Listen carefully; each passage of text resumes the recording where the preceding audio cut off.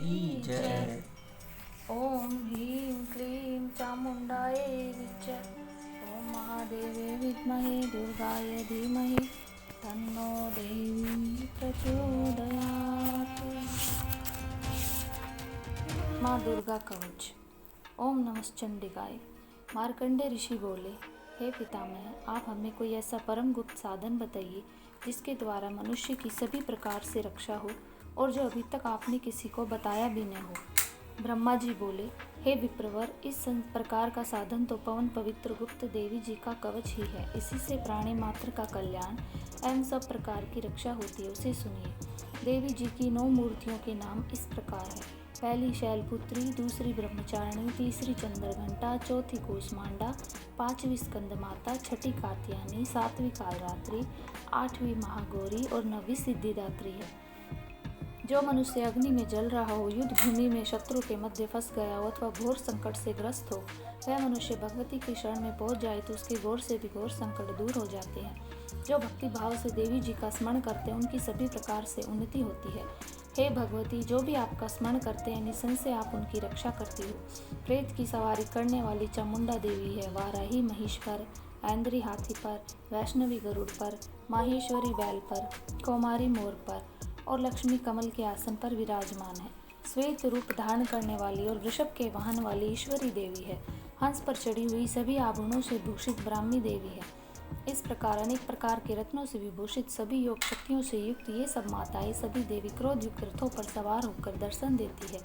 ये शंख, चक्र, गदा, शक्ति, हल, मूसल, खेटक, तोमर, परशु, पाश, कुंत, त्रिशूल, उत्तम सार्ग, धनुष इत्यादि अस्त्र शस्त्र से दैत्यों के शरीर के नाश के लिए और भक्तों को अभय देने के लिए और देवताओं के हित के लिए धारण करती है। हे देवी, आपके दर्शन कठिन है। शत्रु के भय को बढ़ाने वाली देवी जी, मेरी रक्षा कीजिए। पूर्व दिशा में मेरी रक्षा ऐन्द्री देवी करे, अग्निकोण में अग्नि देवता, दक्षिण में वाराही, नेत्र कोण में खगधारणी, पश्चिम में वारुणी, वायु कोण में मृगवाहिनी, उत्तर में कौमारी, ईशान कोण में शूलधारिणी, ऊपर ब्रह्माणी और नीचे वैष्णो देवी रक्षा करे। इस प्रकार शिव वाहिनी चामुंडा देवी 10 दिशाओं में रक्षा करे। जया मेरे आगे की, विजया मेरे पीछे की, बाई और अजिता, दाई और अपराजिता रक्षा करे। उद्योतनी मेरी सखा की, उमा मेरे मस्तक पर विराजमान, मस्तक की मालाधार बहो की यशस्वनी, बहो के मध्य में त्रिनेता, नासिकाओं की यम घंटा देवी, नेत्रों के मध्य में शंखनी, कानों की द्वारवासिनी, कपोलों की कालिका, कानों के मूल देश की सांकरी देवी मेरी रक्षा करे। नासिका की सुगंधा, ऊपर होठ की चर्चिका, नीचे की ओठ की अमृत किला और जीवा की सरस्वती देवी रक्षा करे।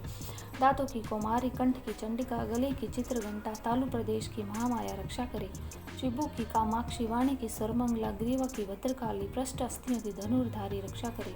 कंठ के बाहरी भाग की नीलग्रीवा, नील कंठ नलिका की नीलगोबरी, दोनों कंधों की खगनी और मेरी भुजाओं की वज्रधारणी रक्षा करे।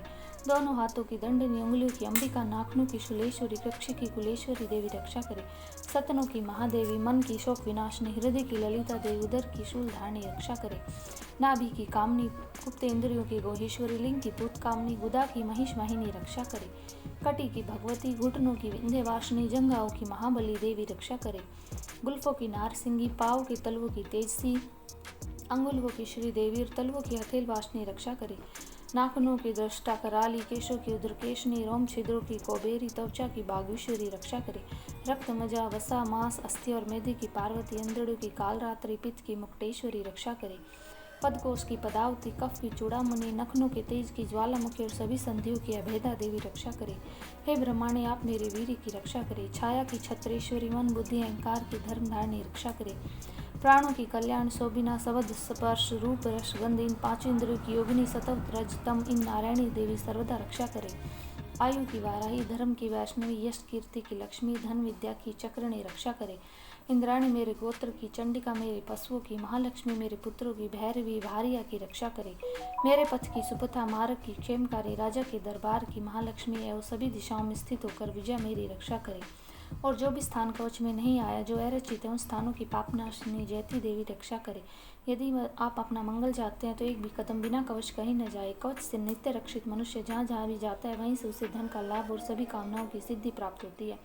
पृथ्वी पर उस पुरुष को ऐश्वर्य अतुल संपत्ति प्राप्त होती है। मनुष्य निर्भय हो जाता है। युद्ध भूमि में कोई भी उसे जीत नहीं सकता। त्रिलोकी भर में वह पूजा जाता है।